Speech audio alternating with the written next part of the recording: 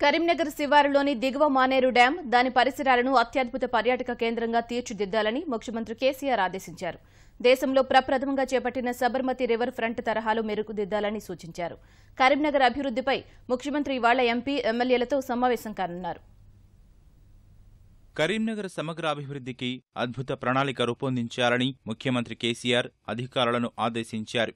హైదరాబాద్లో లేని ఆకర్షణలుండాలని, భాగ్యనగర వాసులు కరీంనగర్కు వెళ్లాలని ఆసక్తి కలిగించేలా ప్రతిపాదనలు ఉండాలని నిర్దేశించారు.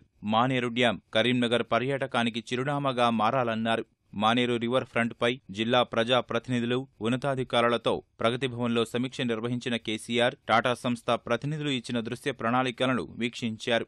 సబర్మతి రివర్ ఫ్రంట్ను అధ్యయనం చేయాలన్న ముఖ్యమంత్రి అక్కడున్న ఆకర్షణలు, సదుపాయాలను మానేరు డ్యాం వద్ద కల్పించాలని సూచించారు.